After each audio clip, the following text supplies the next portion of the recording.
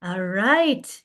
Hi, everyone, and welcome to the Sierra Club Wisconsin's Wolf Awareness Week. It's officially Talk Wolves Tuesday. My name's Amy Mueller, and I'm on the wildlife team for the Wisconsin Sierra Club. And I'm happy you could join us for this special midday discussion. We're going to be talking wolves today with two National Sierra Club leaders, and both regarding our campaign work specific to wolves and also federal legislation and things going on in D.C., both good and concerning. And just a couple quick housekeeping shout outs here. Please make sure you're muted. We'll have limited time for questions, but if we have anything, we will do our best to follow up and get that out via email after. And we are recording this, and so we will post it to our YouTube page so you can share or view as needed. And then before we begin, the Wisconsin Sierra Club has the privilege and the responsibility to acknowledge the indigenous people who have called this land home for generations. This acknowledgement demonstrates our strong commitment to collaborate and partner with the sovereign nations located in Wisconsin. There are now 12 tribal nations that call this land home, 11 of which are federally recognized. No matter where you go in our state, you're on the ancestral land of a tribal nation. I'm currently joining you from the land of the Potawatomi in southeast Wisconsin in Waukesha County. The Sierra Club of Wisconsin reminds each of us to take the opportunity to learn about and appreciate the history of the land that we're on and the great historical, present, and future contributions of Indigenous people. So, with that, it is my pleasure to introduce the presenters for today. Today, we get to meet Ben Greuel for the first time. Ben currently serves as the Sierra Club's National Wildlife Campaign Manager, working across the country to protect and recover our nation's endangered and threatened species. He has been actively engaged in conservation and wildlife issues from the Alaskan Arctic to the upper Midwest for the last 2 decades. And Ben was born in Stevens Point, Wisconsin, and received degrees in political science, public administration, and environmental studies from the University of Wisconsin-La Crosse. He currently lives in Milwaukee's Bayview neighborhood with his two children. In his free time, he enjoys fly fishing on many of Wisconsin's lakes and rivers, exploring our state's public lands, and evaporating sugar water as part of his family's maple syrup business. So very Wisconsin. Thank you so much, Ben. And then we also get the opportunity to reconnect with Bradley Williams. He gave us an update last year during Wolf Awareness Week. Bradley is the Deputy Legislative Director for the Sierra Club's Wildlife and Lands Protection Campaign, where he works on protections for endangered species and public lands across the country. Bradley is based in the Sierra Club legislative office in Washington, D.C., so he's there keeping an eye on things for all of us. Thank you both so much for being here. Um, we'll get right into it. So with that, Ben, I'll let you take it away. Sounds good. Thank you so much, Amy. I'm really glad to be here. As Amy mentioned, I'm a native Wisconsinite and really thrilled to touch base with you all today and to share the stage with my colleague Bradley over in our nation's capital. And so with that, we'll just go ahead and get started here. I'm going to share my screen and I'll get the presentation up.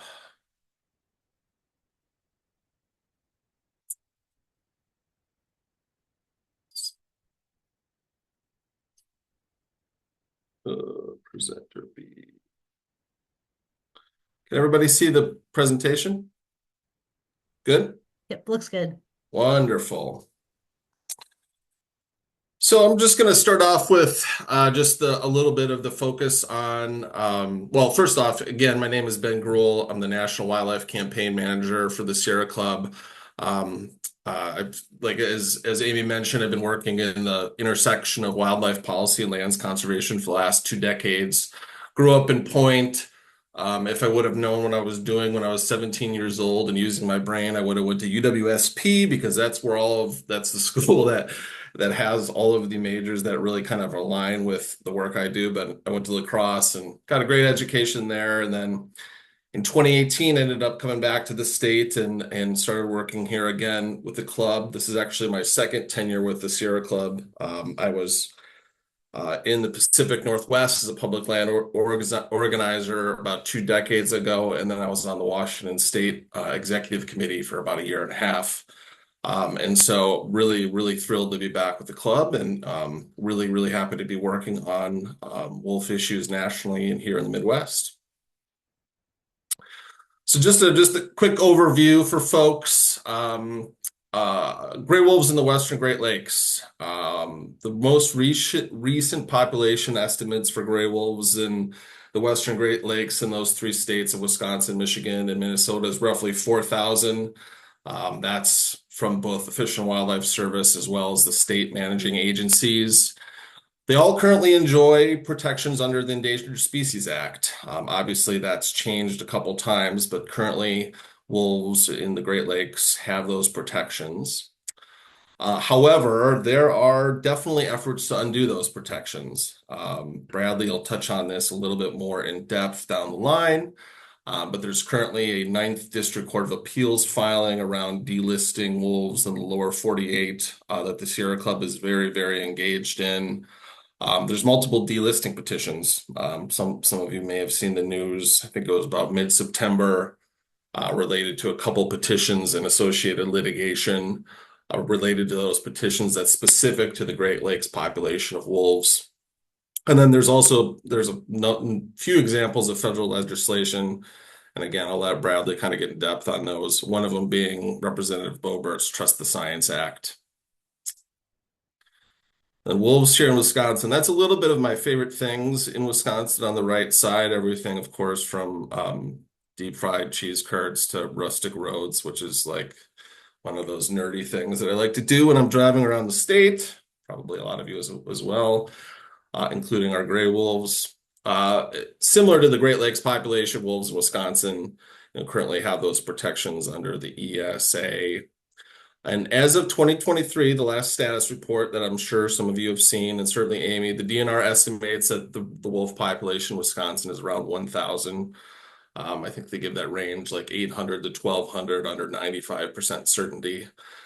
As I mentioned, I grew up in Stevens Point. I have a lot of family in southeastern Wisconsin, and I have a kind of arm of my family that live in and around Hayward and especially Winter, Wisconsin, for all of you who really have your in-depth Wisconsin geography.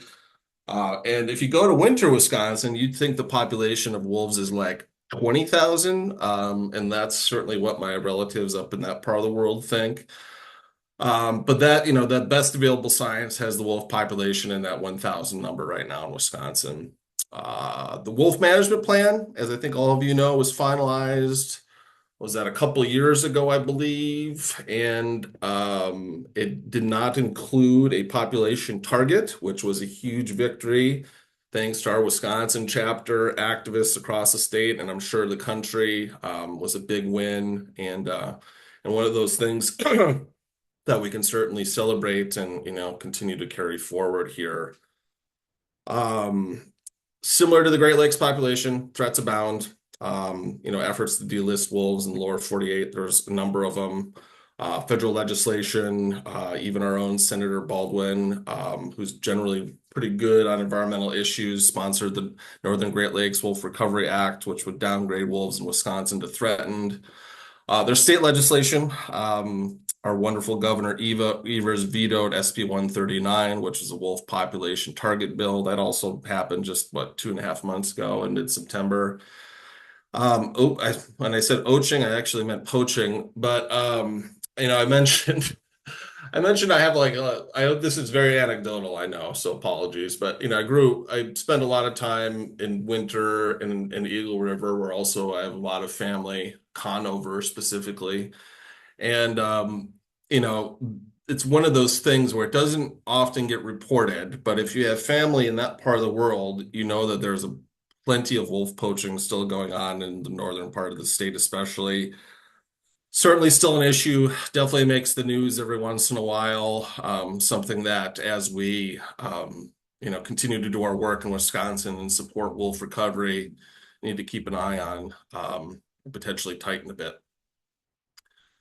Gray wolves in the news. It seems like if there's one topic of wildlife related topic in our country that seems to have a consistent presence in the national and regional and state news, it's certainly gray wolves. Here's a couple examples of some news clips over the last couple months.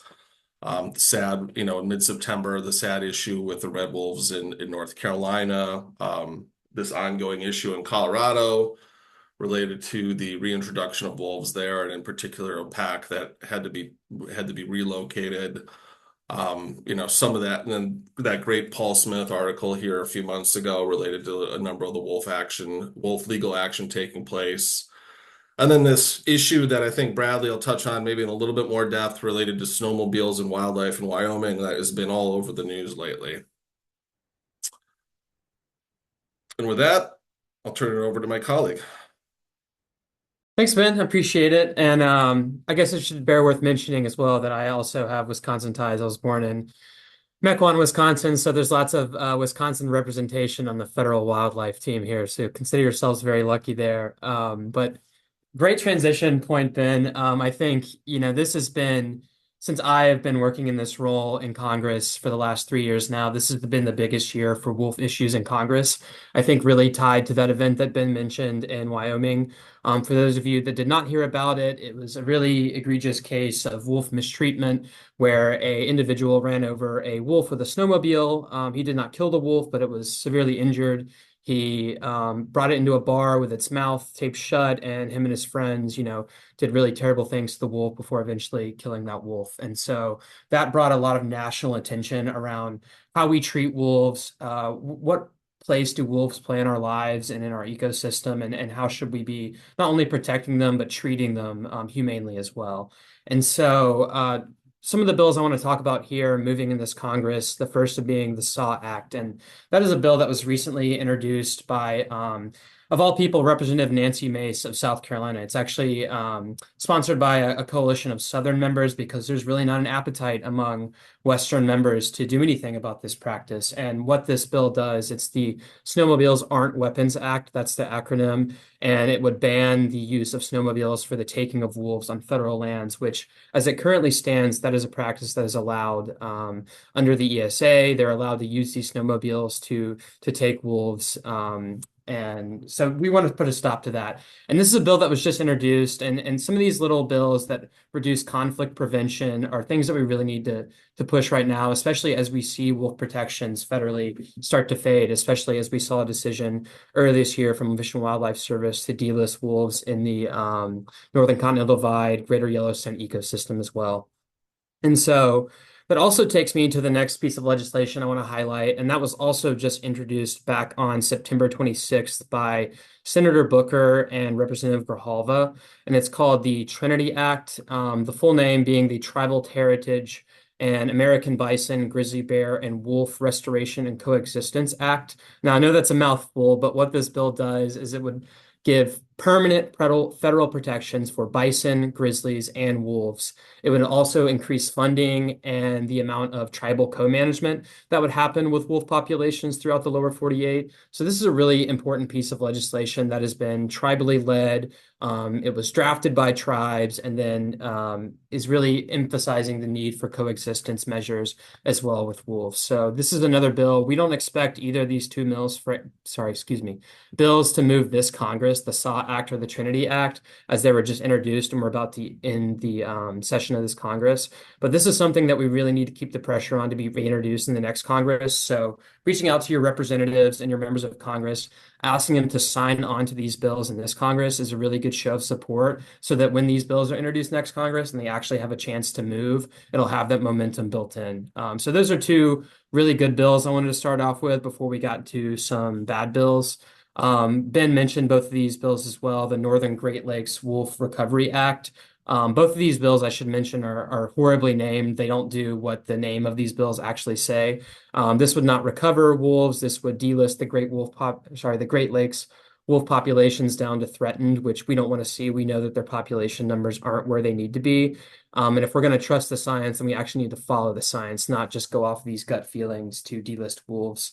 The U.S. Fish and Wildlife Service has a process for delisting and for petitioning these endangered species, and enacting it through congressional legislation is not the way to go when we see that we need to follow the science.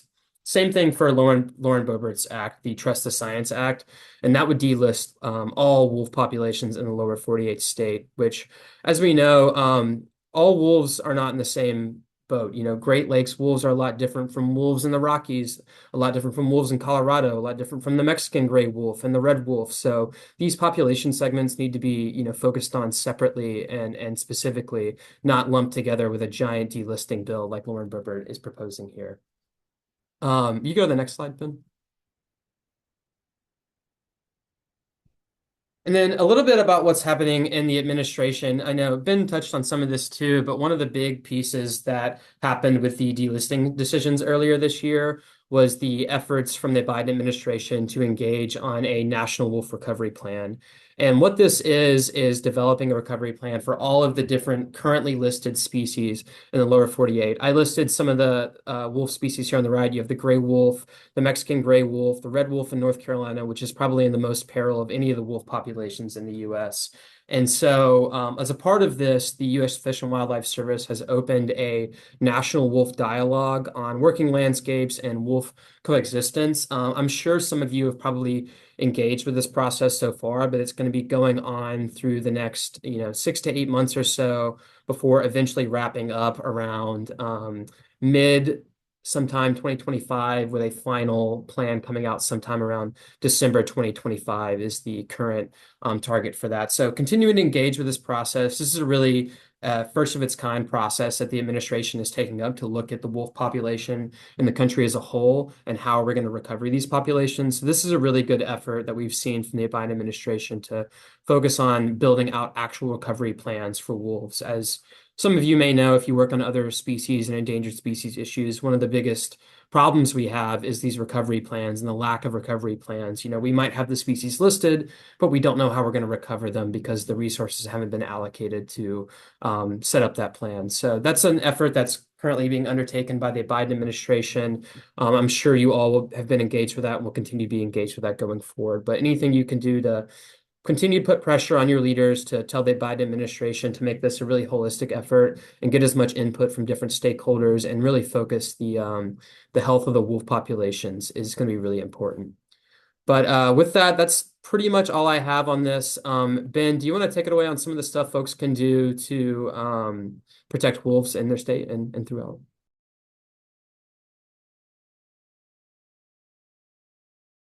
Yeah, thanks, Bradley. Unmute, Ben. One of the questions that I get from, a lot of our great activists and volunteers and others who care about wolves across the country is just, what is the Sierra Club doing nationally to advance our efforts to protect wolves?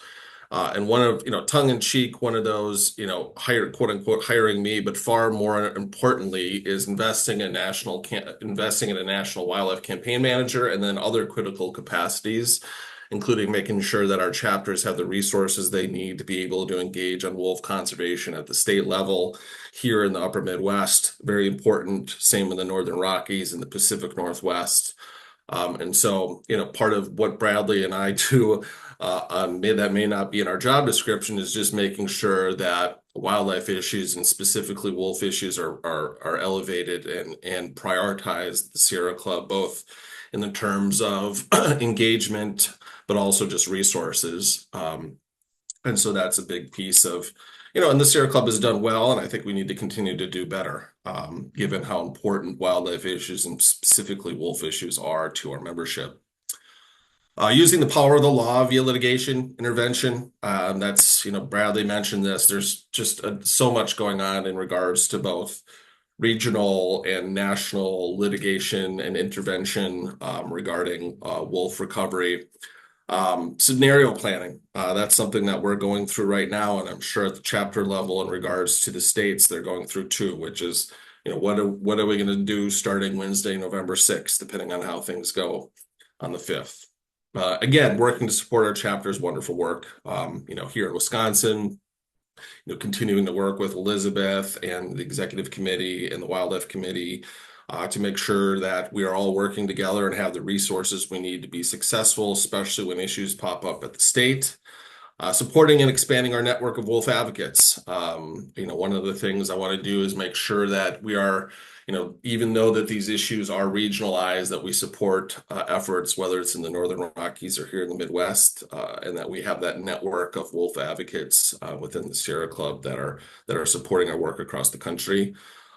Building and supporting strategic partnerships. There's a lot of, here in Wisconsin, the tribes have been a very powerful largely pro-wolf force in regards to wolf conservation. So building those relationships, but then asking our partners, in the example of the tribes, what do they need to be successful? How can we help? So I think that's a big part of our work here in Wisconsin, the Midwest, but also across the country. And then fighting for our wolves in our nation's capital. Right now, to Bradley's question, what can you do? Obviously, we're 2 weeks out from the election. I can't, what's the word I'm looking? It seems like I can't get away from a political activity that's taking place right now in Milwaukee. And I'm sure that's true with a lot of you who are in Wisconsin. You probably received 12 text messages during the duration of this call reminding you to vote or to donate. When you do go to those events and you have time, FaceTime with those political elected leaders over the next couple of weeks or immediately after, please elevate wolf issues. Tell them you care about wolves and you want to see them protected in the state. So right now is the perfect time for that. Just to close, I spent 12 years after I left Wisconsin before I came back in the Pacific Northwest. Very early, I think even before I left there, I attended a grassroots Endangered Species Coalition lobbying event in D.C. One of the speakers during that training was a gentleman named Brock Evans, who I think he was the chair of the Endangered Species Coalition for a couple decades, long time, huge leader in the Pacific Northwest and nationally related to endangered species. And one of his quotes that he said to me at that time and has been much published is just endless pressure, endlessly applied. In the context of wolf protection and wolf conservation, wolves are one of those issues that have very strong defenders and they have very strong opponents. And if we're going to continue to be successful in the effort to expand wolf populations and to properly recover that species, the wolf species as defined by the Endangered Species Act, it's going to require that endless pressure, endlessly applied. And I think Brock was spot on with that. So I just wanted to share that quote and then open it up for questions. And Ben, I wanted to add one more thing real quick too that I forgot to mention earlier too, is just how uh, you know resonating this issue has been with Congress. I mentioned the issue that happened in Wyoming earlier this year, and there was a massive rally where hundreds of folks came to DC and did Hill meetings as well. And I know two offices in particular that I work with a lot. Senator Cory Booker and Representative Don Beyer, the number one species issue that their offices get calls about is wolves. And New Jersey and Virginia do not have wolves in them. So that just goes to show you how powerful wolf advocates' voices can be, and to continue, beating the drum of wolf advocacy because it works and it's resonating with Congress. Don't have wolves yet, comma yet. There you go.